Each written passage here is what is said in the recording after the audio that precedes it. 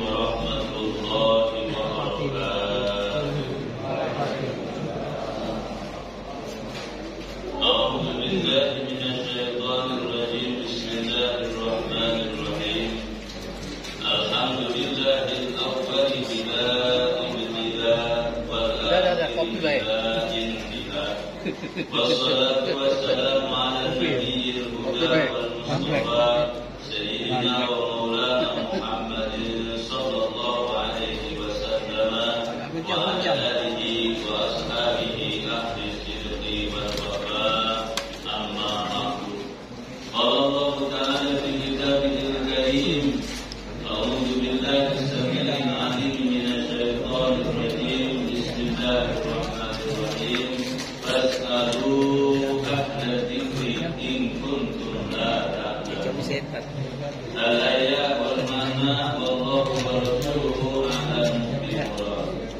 Wa qala an-nabiy sallallahu alaihi wa alihi wa sahbihi wa sallam man yuridillahu bihi khairan yufaqihuhu fid-din. Al-hadits al-ma'na wallahu wa rasuluhu a'lamu bil-murad. Sadatul masyayikh, para alim ulama, tokoh-tokoh agama, tuan-tuan guru ngaji, tokoh pemerintah, tokoh masyarakat, para semuanya termasuk orang di Sulawesi 20. Iya. seluruh jajaran, Keluar dibayar. Lumayan dari duit itu. Tidak kalau mau hasil ke duit. insyaallah kita Sebulan lupaan. Allah yang dimuliakan oleh Allah Subhanahu wa taala. Konten kreator itu yang terkenal itu macam dia. Mana dia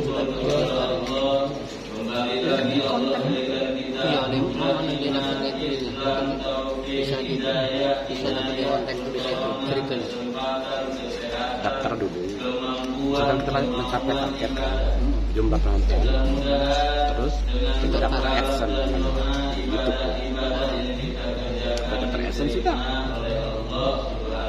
Nomor rekening segala macam masuknya udah. Kita belum menerima duit berapa. Terus kan dia 1 juta. Berapa kali kebaik? Alun satu menonton misalkan 10 rupiah bisa.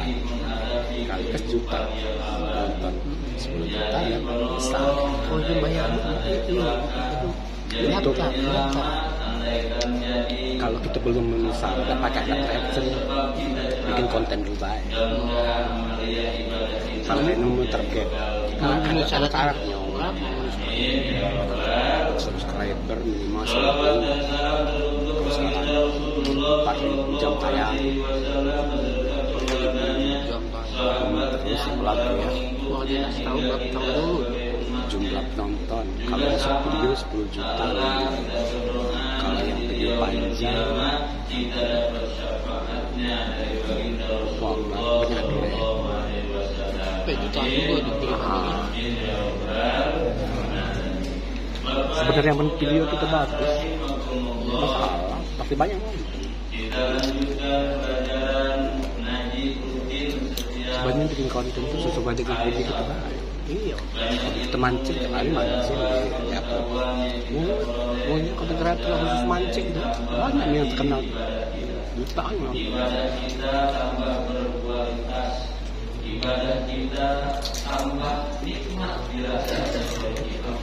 Bukan hanya menggugurkan kewajiban saja, tapi bisa merasakan nikmatnya Kita affiliate dari kita live affiliate itu kita jualan video berbentuk video atau kalau kemaluan pakai video kan Elsa live. Tetapi ibadah ini adalah kebutuhan kita. Kita tingkatkan kualitas ibadah. Tapi minimal 1.000 pengikut kalau kita. Imam Hasan Basri ini ulama besar golongan tabi'in. Berarti baginda Nabi, kemudian para sahabat, tabi'in. 2007 penyimbang ya, yang suka tadi itu yang ngikuti. Kalau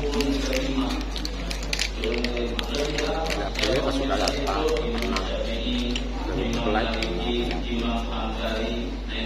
5.000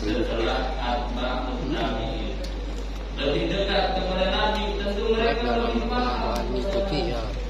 ini yang sekarang lebih paham lagi kepada Nabi Muhammad Ini ngomong Nabi Sallallahu Alaihi Wasallam maka kita semua adalah mufalidin sepantas Raja kan kalau itu kan sering mengikuti mereka yang dekat kepada baginda Rasulullah yang terbaru ke sana. Kata jamaahnya Imam Hasan Basri nanya Terbaru ke sana. Dulu ada yang ngomong bagaimana supaya bisa ibadah itu nikmat? Ibadah itu lezat, bukan terpaksa, bukan karena yang lain-lain. Malu sama tetangga udah ke masjid tidak masjid rumah, berangkat. Motivasi cuma begitu kan. Pelatihan polisi dapat terima. Polisi banyak itu tarunan, yang tarunan kok. Makanya bagaimana saya bisa supaya ibadah itu nikmat, ibadah itu lezat? Maka dijawab oleh Imam Hasan Al-Basri, cari dulu penyakitnya. Kenapa ibadah itu kali enak? Cari penyakitnya. Dan secara umum didiagnosa penyakit kita malas ibadah, tidak manis, tidak lezat ketika ibadah. Ada yang jual rongsokan. Pusat penyakitnya ada di dalam hati kita. Hatinya makin rusak, makin Sebulan mudah. dapat kedutaan. Hatinya makin berpenyakit, makin malas ibadah. Hatinya makin tidak beres, makin tidak Cuma mau. orang suka aja Bukan lihat hanya dia. ibadah, justru ibadah. Ngobrol dengan penonton. Kedengar tapi tak mau dengar. Ribuan yang nonton. Masjid sedang dilewati baik, nggak pernah dimampiri.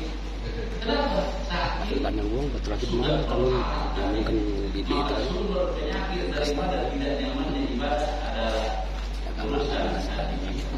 Maka sejalan ditanya sama jemaah, saya apa dalilnya? Baginda Nabi yang bilang, ala inna fil qalbi mardhah.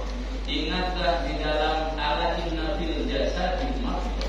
Ingatlah di dalam organ tubuh manusia ada satu bagian tubuh tidak seluruh benar organ tubuh itu seluruh jasad seluruh jasad dilakunya bakal benar, kaki bakal benar, tangan bakal benar, pikiran bakal lurus, hati bakal lurus kalau benar ini.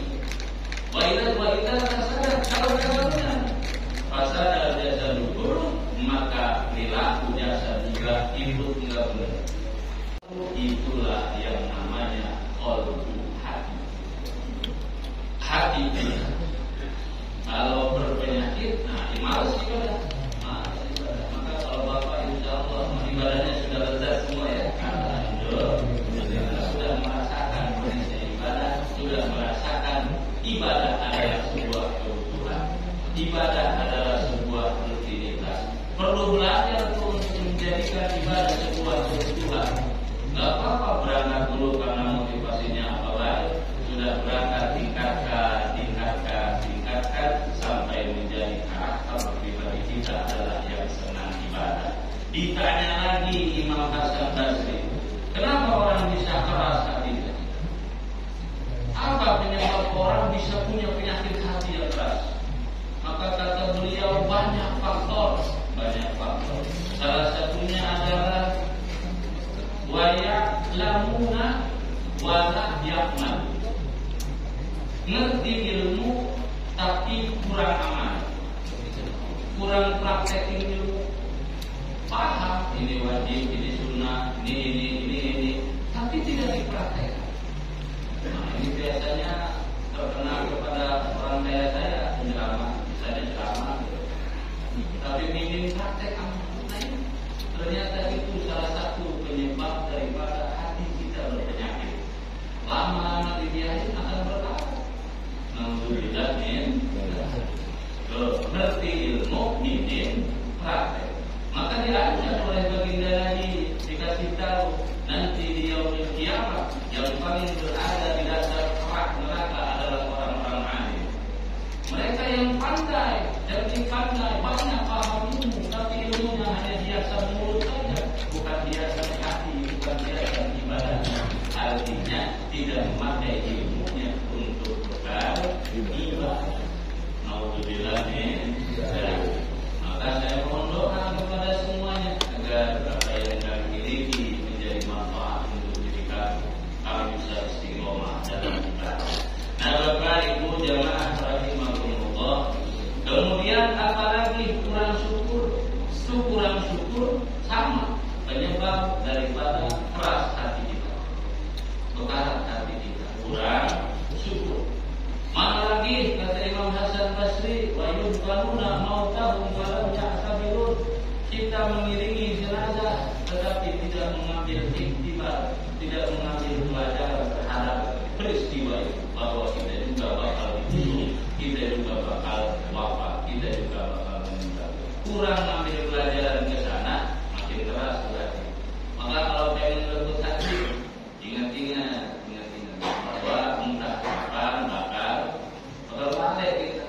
Pertanyaannya banyak bekal dari sekarang. Maka persaksikan pagi hari ini adalah bekal kita yang akan menemani kita dalam bangsa. Amin ya rabbal alamin. Bapak jamaah rahimakumullah, memperbanyak hal-hal yang lain.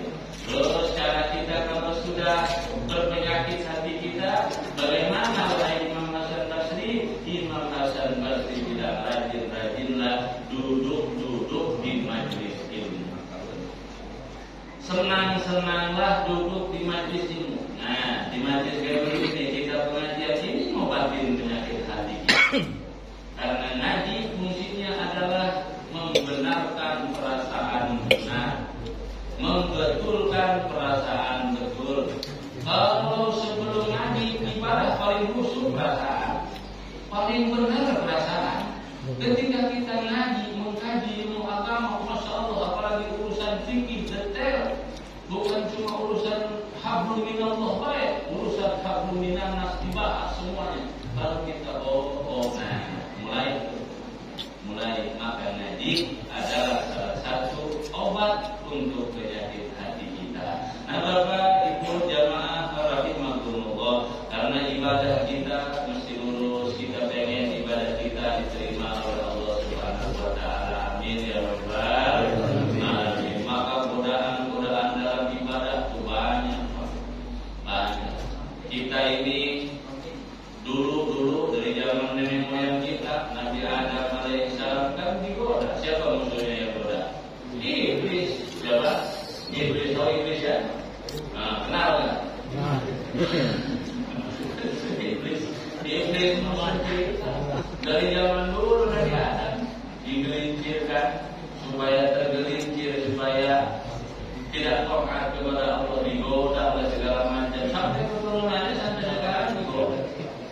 Hati-hati. Nah, hati-hati. Kita mesti kenal musuh-musuh kita yang bisa menghancurkan ibadah kita. Musuh kita ada 4. Ini biar ibadah kita maksimal, jauh kita membahas soal ibadah. Pengganggu ibadah kita, menyembah kita kepada Allah Subhanahu wa taala, itu mengganggunya yang jadi musuh kita ada 4. Kalau banyak 4 orang lah. Pun tahu sekali bakal ya. Nah, yang pertama musuh kita adalah dunia. Musuh kita dunia. Ini dunia bisa menggelincirkan ibadah kita. Ini dunia bisa menghilangkan konsentrasi khusyuk kita. Ini dunia bisa menggagalkan ibadah kita. Maka kata Allah, "Fala taghurrannakumul hayatad dunya." Jangan tertipu dengan kehidupan dunia. Dunia itu tipuan. Kata kita sehat baik, ternyata nemu sakit. Kata kita maju baik, ternyata nemu mundur. Perkiraan kita bakal muda terus, ternyata sampai tua. Perasaan kita gagah baik, ternyata ada lemahnya. Tipuan dunia. Nah, maka kata Allah Subhanahu wa taala, jangan tertipu oleh dunia, tapi jadikan duniamu sebagai fasilitasmu untuk menuju Allah Subhanahu wa Ta'ala. Tuh musuh kita satu. Bukan nggak boleh punya dunia, silakan mencari dunia semua monggo. Tapi jadikan dunia itu adalah niat lillahi ta'ala, ibadah kepada Allah Subhanahu wa Ta'ala. Yang kedua, musuh manusia. Ini biar ibadah kita enak, kenali musuhmu karena kau mampu melawannya. Kalau nggak kenal musuh, susah. Strategi apa yang kita gunakan? Nggak kenal sama musuh kita. Yang kedua, musuh manusia yang menghalangi ibadahnya adalah nafsu. Ini kita semua punya nafsu. Ya, nah, maka kata baginda Nabi, "Adda aduwika nafsuka allati baina janbayka." Musuh terdekatmu dan terbesar adalah nafsu. Maka kata baginda Nabi, jihadul akbar, jihad yang besar adalah mengendalikan nafsu kita. Nah, Bapak jamaah rahimahullah, wa ma ubarri'un nafsa innan nafsa la'ammaratun bisu. Nafsu cenderung mengajak kita kepada keburukan. Dalam diri kita diperang. Ngaji apa enggak ya? Nah, mulai dulu. Kata nafsu ya ngaji, bawa kaki. Ngaji kesal, mending pulang. Mending balik. Tuh, nafsu mengendalikan nafsu kita. Alhamdulillah. Menghilangkan nafsu, jangan. Nafsu perlu ada dalam tubuh kita. Bagaimana mau ibadah kalau kita punya nafsu? Kita ibadahkan semangat karena ada nafsu. Maka nafsu berarti macam-macam. Ada nafsu yang ngajak kepada keburukan, ada nafsu yang bisa dikendalikan, akhirnya bisa mengajak kepada kebaikan. Namanya nafsu mutmainnah. Yang jangan nafsu amarah bisu. Yang jangan nafsu lawamah. Banyak jenis nafsu, ada 7. Yang terbaik adalah nafsu mutmainnah. Nah, kita supaya bisa ke sana tuh, nafsu kita bisa kendalikan dari nafsu kepada yang tidak baik menjadi nafsu mengerjakan hal yang baik-baik. Apalagi yang ketiga, musuh kita menghalangi ibadah kita, kualitas ibadah kita, namanya syaitanul jin. Setan dari bangsa jin. Setan dari bangsa jin. Nah, ini musuh manusia dari dulu, dari zaman Nabi Adam. Yang goda Nabi Adam itu syaitanul jin. Setan dari bangsa jin menggoda manusia dengan kasar mata, tak nampak, tak terlihat godaan.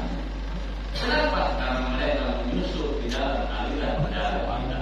Nabi ditanya, ya Rasul, setan jin, setan atau jin itu menggoda manusia lewat apa? Dan dia di mana? Di dalam darah manusia. Majrad dan tempat berjalannya darah. Maka Nabi mensunahkan bekam. Supaya apa? Nah, meminimalisir itu. Habis bekam dulu. Nah, jadi basah, sulit. Artinya apa? Untuk meminimalisir godaan-godaan. Karena setan berjalan di aliran darah manusia, menggoda kita dalam kasar mata. 3 musuh kita. Yang terakhir, musuh manusia dalam merusak ibadah adalah syaitanul insi. Setan dalam bentuk manusia. Ini yang paling susah dilawan. Makan bareng, nongkrong bareng, nah ini susah. Setan manusia susah. Karena serupa dengan kita, gaul dengan kita, keseharian dengan kita. Nah, ini yang sulit untuk istiqomah. Menghargailah separuh gelas. Kan begitu. Mulai lama-lama botol. Lama-lama. Bertah ya tambah banyak. Nah begitu. Saya tentu ini. Ini bukan ngomongin orang, ini cerita sama aja. Ini maka maksud ngomongin orang enggak, tapi ngasih kabar baik. Kan mana saja ngomongin orang juga. Nah, saya tentu di sini yang paling bahaya, repot untuk kita lawan. Perlu strategi agar apa? Agar ibadah kita baik. Nah, Bapak Ibu jamaah rahimahullah, ini cerita tinggal bentar lagi ya. Kita baik. Sahabat baginda Rasulullah SAW namanya Wahab bin Munabbi, ulama dari kalangan sahabat, sering jadi teman diskusi mestinya Sayyidina Umar yang dilaki beliau Khattab, dia Wahab bin Muhammad.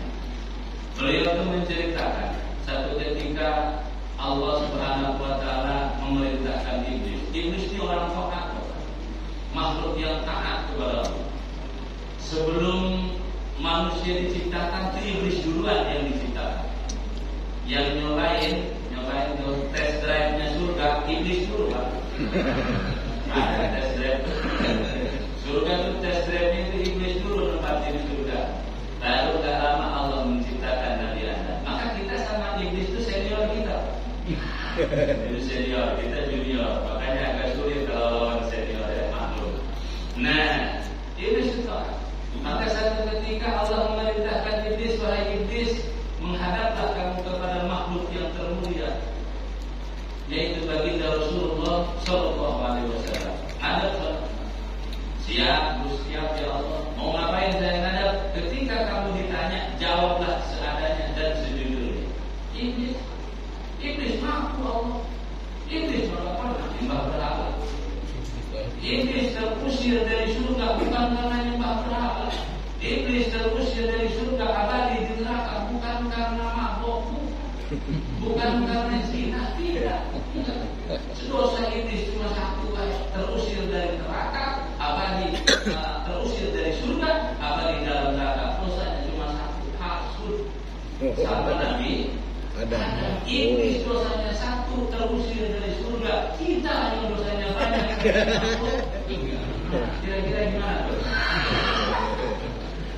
Untung kita punya Allah Rahman, Rahim, pengasih dan penyayang.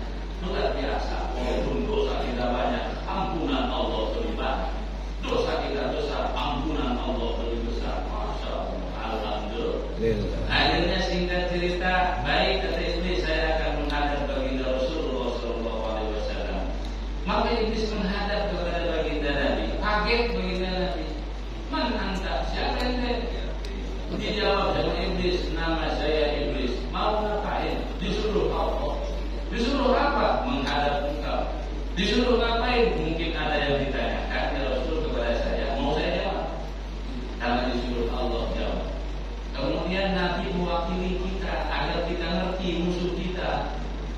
Apa pertanyaan baginda Rasulullah SAW yang pertama? Wahai iblis, ada enggak? Ada apa ya Rasul, teman atau musuh kamu dari umatku? Siapa saja musuh kamu dari umatku?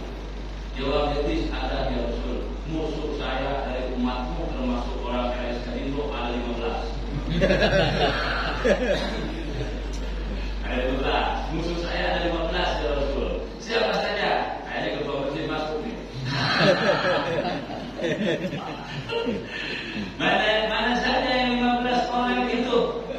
Kata baginda Nabi, kata iblis, kata baginda Nabi nanya kepada iblis, kata iblis ya Rasul, musuh saya yang 15 satu adalah engkau sendiri. Itu yang paling utama. Iblis itu orang makhluk yang kagak pernah sedih, kagak pernah nangis, nggak pernah dia pernah nangis. Tapi dia pernah nangis, pernah sedih, bahkan tangisannya, jeritanya menembus arasnya Allah Subhanahu wa taala saking sedihnya. Kapan itu? Ketika baginda Rasulullah SAW lahir ke alam ini. Sedih dia, hancur inilah penyelamat iblis nangis. Nah, dengar dari Bapak Allah, satu musuh saya adalah engkau sendiri ya Rasul. Engkau. Kemudian siapa lagi? Yang kedua musuh saya adalah Prabowo. Pak Prabowo, musuhnya iblis dong. Kepala negara yang adil itu musuhnya iblis. Makanya jangan sampai adil, digoda terus. Biar zalim sama rakyat, digoda terus. Maka pemimpin yang adil adalah musuh utama iblis. Oh itu levelnya musuh luar biasa. Yang nyerang bukan satu kompi, satu batang doang. Kemudian siapa lagi? Kemudian Mas, nah ini baru termasuk orang Indonesia. Yaitu orang kaya yang dermawan. Punya kekayaan, tidak sombong, dermawan. Itu musuhnya iblis. Dihalang-halangi terus sama iblis. Iblis kan dua tadi ya. Iblis yang tak nampak, iblis yang nampak. Nah menggodanya nanti dikirim sama dia tuh.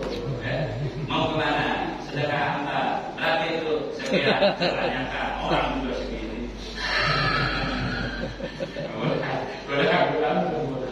Nah itu orang kaya dan dermawan digoda supaya nggak jadi dermawan. Ada dermawan digoda agar nggak ikhlas. Nggak ada nggak ikhlas. Sudah ikhlas digoda asal sampai situ baik. Nggak terus seperti itu. Nah terus siapa lagi musuh kamu? Nah sama ini juga ada orang yang itu juga. Siapa musuh kamu? Udah berapa tuh? 3. Nabi, Prabowo. Apalagi tadi orang kaya termasuk, dan sekarang yang keempat, pedagang yang jujur. Dagang jujur, main musuhnya iblis. Karena biasanya pedagang modalnya segitu, itu nggak ada lebihnya. Sudah pas, ini jual modal lain, padahal pedagang yang jujur ini musuhnya iblis. Musuhnya iblis. Makanya yang jujur pedagang musuhnya iblis. Musuh siapa kita? Kemudian yang kelima, orang alim yang khusyuk ibadahnya. Apa nih? Khusyuk ibadahnya musuhnya iblis. Nah, digoda sama dia. Lewat apa saja digoda. Kekhusyukan kita itu digoda. Lewat pikiran, lewat konsentrasi segala macam. Ya. Lewat apa saja. Ketika lagi sholat datang dia tuh berubah kunci motor belum dicabut. Baca 2 rakaat ada tidak? Selamat atau enggak? Nah itu musuhnya iblis, orang yang khusyuk dalam ibadah. Musuhnya iblis. Sudah berapa? 5 ya? 5. Yang keenam, siapa lagi? Orang yang rajin mengerjakan kebaikan. Orang senang gotong royong, senang bantu orang, senang berbuat baik. Itu musuhnya iblis. Nah, makanya kalau ada pengumuman gotong royong ada baik, kalangannya kurang. Musuh kita lagi kurang. Orang yang senang mengerjakan kebaikan ini musuhnya iblis. Sudah 6, 15 soalnya ini. Ya. Kalau disambungan ya Depan. Nomor 7 adalah mukmin yang pengasih. Nah, mukmin yang penyayang. Orang muslim kita yang senang sayang sama orang, senang bantu sama orang, ini digoda sama iblis itu. Digoda. Musuhnya dia apa? Ngapain? Kasihan sama orang itu lah, terus. Mulai itu kakak jadi, berbuat baik, segala macam. Yang ke-8, dapat tuh orang yang habis sholat dan istighfar, musuhnya iblis.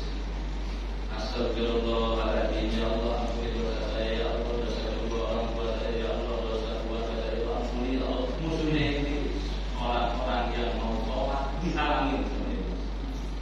Dan agar supaya tidak jadi taubat. Enggak jadi taubat, enggak jadi minta ampun dosa. Apa kata iblis? Dosa kecil doang, apa istighfar nanti bayarnya? Cuma dosa kecil, apa istighfar 2 kali ya? Masih muda aja, mumpung sehat, kira-kira begitu. Lewat kata-kata dia, dengan segala macam. Nah, orang taubat. Terus yang ke-9, orang yang menjaga dari mengerjakan yang haram-haram. Orang yang menjaga diri dari maksiat, menjaga diri dari dosa, ini juga musuhnya. Nah, kita yang menjaga diri dari makan yang kagak benar, dijaga sama kita, kata iblis dikit. Nah, mulai tuh. Lumayan. Itu godaan. Orang yang menjaga diri dari haram, musuhnya ini. Sudah ke-9. Yang ke-10, orang yang dalam wudhu, orang yang terus menjaga dirinya dalam keadaan suci. Ini ujian dari musuhnya dia ini. Maka amalan yang terbaik kita bagi kita ini adalah dalam wudhu. Terus istiqomah ada dalam wudhu. Susah gitu ya. Artinya batal wudhu lagi, ini amalan luar biasa. Kalau pengen punya hati itu mukasyafah, pengen punya hati itu awas, pengen punya ibadah itu nikmat, coba dalam wudhu. Wudhu itu istiqomah. Wudu itu terus menerus, kira-kira begitu. Nah, terus berapa nih? 13 ya? 11. Jangan cepat selesai Pak Ustaz. Yang ke-11 adalah orang yang banyak sedekah. Nah ini urusannya, ini urusan amal besok. Udah dari sekarang gitu ya. Nah, mulai lagi banyak mesti. Mulai lagi aja. Itu orang yang banyak bersedekah diuji sama iblis karena musuhnya. Apa dengan cara segala macam cara iblis itu tidak mempan dari angkatan udara lewat angkatan lautnya, nggak mempan angkatan lautnya, angkatan udara dan laut gabung untuk menggoda kita menggagalkan orang yang rajin sedekah. Terus 12 orang yang akhlaknya bagus, budi pekertinya bagus, akhlaknya bagus. Nah kita punya Nusantara ini punya akhlak yang luar biasa, yang dengan agama tradisinya sesuai dengan agama. Maka tradisi kita punya budaya itu sesuai dengan agama. Akhlak yang baik ini mereka senang. Musuhnya itu orang yang tutur katanya baik, orang yang budi pekertinya baik, mulai dari ditutupi kata-kata yang menjadi kata-kata umpatan, kata-kata yang segala macam. Kemudian yang ke 13 ya? Hah? 13 adalah seorang mukmin yang senang menebar manfaat kepada sesamanya, baik lewat hartanya, tenaganya, pemikirannya. Artinya kalau dipakai dari kamu, motor royong di paling depan, berangkat duluan, ngapain? Ngopi duluan. Bukan yang paling depan makannya, kerja di belakang. Orang yang senang menebar manfaat, nah ini musuhnya. Kemudian yang ke-14 adalah hamilul Quran, orang yang hafal Quran. Orang yang hafal Quran, musuhnya ini jenis paling kata senang sama orang yang hafal Quran. Berapa banyak hafal Qurannya? Nah ulama kemudian ngasih solusi. Pokoknya yang hafal Quran walaupun satu surat. Orang yang hafal Quran baik musuhnya iblis. Dia tidak baca Quran. Apalagi yang hafalnya, masya Allah. Kemudian yang terakhir adalah orang yang senang sholat malam. Kayak bapak ini kan semua ibu ini kan ahli-ahli sholat malam semua ya. Alhamdulillah. Kalau malam ada kamu kan, ngapain? Nah, orang yang ahli sholat malam musuhnya iblis supaya sakal ibadah kita karena sepertiga malam adalah ijabah, maka dikasih ngantuk yang luar biasa, ujian yang luar biasa. Ada rasa takut membawa, ada rasa yang mulai menggoda kita. Itu musuhnya iblis. 15. Apa saya jaga apa ini? Ya, 15 musuhnya iblis. Ada pertanyaan kedua dari baginda Nabi, kalau kau punya musuh dari umatku, punya nggak kawan dari umatku? Banyak ya Rasul kawan saya. Ada berapa kira-kira kawan kamu orang itu ada nggak? Ada kayaknya Rasul. Kawan saya ada 10. Nanti saya berapa? Ada 10 kawan ini, insya Allah kita akan sambung lagi nanti. Nah, Bapak Ibu jamaah kalau dimaklumullah, itu mungkin yang bisa kami sampaikan. Kira-kira ada pertanyaan? Oh, tidak ada.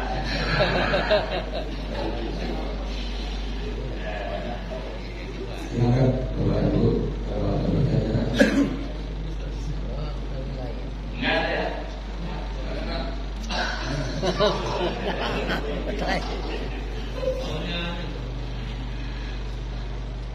Silakan. Kami itu.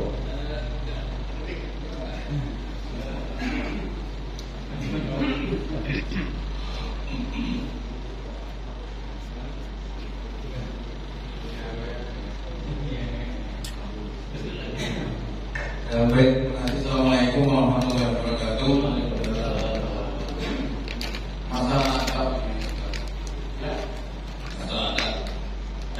Ya.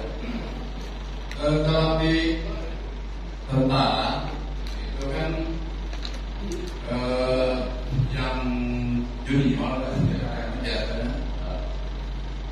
Kalau berhadapan dengan senior Hormat. Katanya supaya pembicaraan itu cepat nyambung, dia harus menatap senyum atau bagaimana. Nah, supaya apa yang diucapkan oleh senior itu cepat nyambung, karena antara mulut dengan telinga itu nyambung, rata. Dan kemudian kalau kita di banyak pondok pesantren, karena ilmu saya sangat minim, apakah dianjurkan atau sunnah atau wajib, itu kalau menatap ustaz atau kiai harus nunduk, ada bahkan merangkak berjalannya. Nah, kalau dibandingkan secara fisik seperti tadi, yang diucapkan oleh ustaznya itu kalau dia nunduk, kadang-kadang tidak nyambung itu. Nah, itu bagaimana menurut kajian yang benar? Terima kasih. Assalamualaikum warahmatullahi wabarakatuh. Pesantren tertua di dunia adalah pesantrennya baginda Rasulullah Sallallahu Alaihi Wasallam. Nama pesantren baginda Nabi adalah Raudhah min Riyadil Jannah. Itu pesantrennya Nabi. Baina baiti wa mimbari Raudhah min Riyadil Jannah. Tertera di makam Nabi di Masjid Nabawi. Di antara rumahku dan mimbarku adalah taman-taman surga. Disitulah sahabat-sahabat Nabi, santri-santri Nabi belajar kepada Nabi. Pesantren itu santri Nabi bukan lokal, interlokal.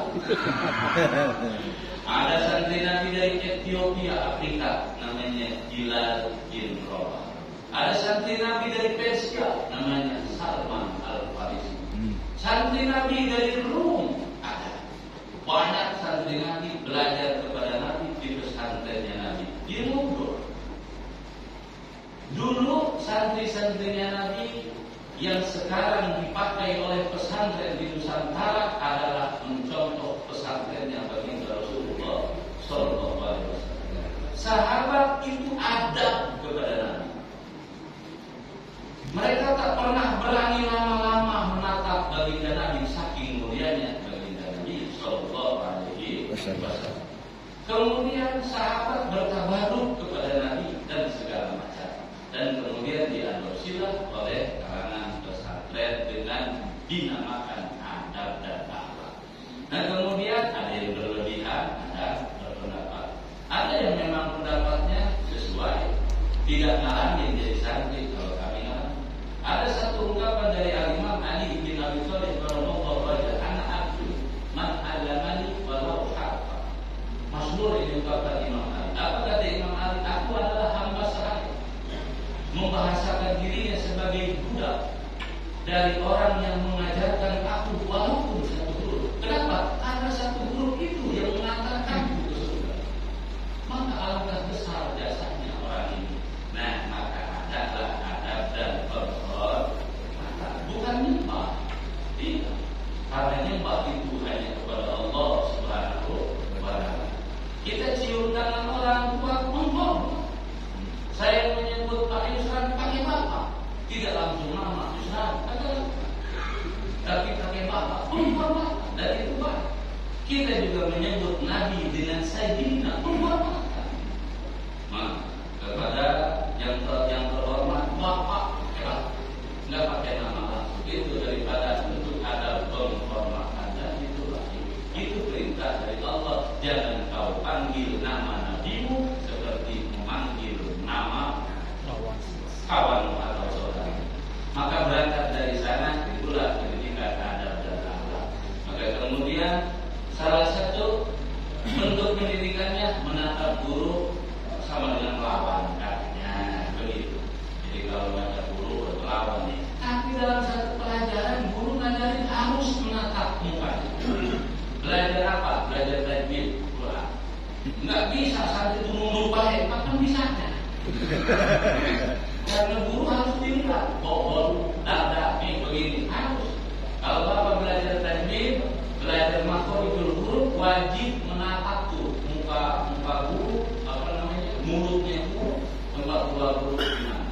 Tidak selalu seperti itu. Maka ada di atas ilmu atau ilmu di atas adab. Kira-kira yang mana sih mana? Adab di atas ilmu. Coba. Adab di atas ilmu apa ilmu di atas adab? Adab dulu, ilmu dulu. Ngerti adab dari mana? Ilmu. Berarti dari ilmu. Ya, adab dulu, ilmu dulu. Ngerti adab dari mana? Ilmu. Berarti berarti mesti ilmu dulu. Kita nggak ngerti adab tanpa ilmu. Baru kemudian bahasanya adab dan ilmu sejalan seiring. Nggak bisa bilang bisa. Ada ilmu mesti ada adab. Kalau ada ilmu kalau punya adab, sombong. Maka fenomena kemudian yang terjadi pertanyaan asal pengesor, depan gurunya segala macam. Ini masing-masing daripada jenis takdim banyak. Jenis takdim, jenis mengagungkan guru. Guru itu manusia yang diagungkan, bukan manusianya, tapi ilmunya. Ada ilmu Rasulullah yang dititipkan di sana. Maka ada ungkapan dari ulama fikih, kita disunahkan berdiri ketika datang orang lain. Kita disunahkan berdiri ketika datang orang mulia. Orang mulia, undangan yang kita tunggu-tunggu datang, kita sunah berdiri menyambutnya. Itu ajaran baginda Nabi dan kemudian kesininya berangkat lewat berbagai macam cara. Ada yang depan dulu jalannya agak mengeluh, ada yang berlebihan mungkin sampai melangkah-langkah segala macam. Itu kebiasaan dan kadang-kadang kebiasaan itu dibagi dua, ada yang baik dan yang buruk. Kami pun pernah mengkritisi, tidak usah berlebihan seperti itu. Tapi kemudian ketika ditanya, kamu keberatan? Tidak, saya tidak keberatan. Justru saya senang. Semoga ini menjadi bentuk bakti saya kepada guru saya. Ini orangnya sama ngomong apa? Nah, kira seperti itu. Kalau alam saya, itu pengalaman yang tidak bisa. Sudah, nggak ada lagi Pak ya? Ya. Bapak Ibu jamaah rahimakumullah, tolong doa untuk awal bersama-sama di doa. Ada di khusus dari Rubi, Haji Yudin, Haji Yudin bin Alim, Haji Nur Uda bin Siapin, Hairul Anwar bin Haji Yudin, Haji Abdul Somad bin Syukurni, Haji Mustafa bin Haji Walid, Haji Ahmiyati bin Haji Abdul Somad, Haji Dinayib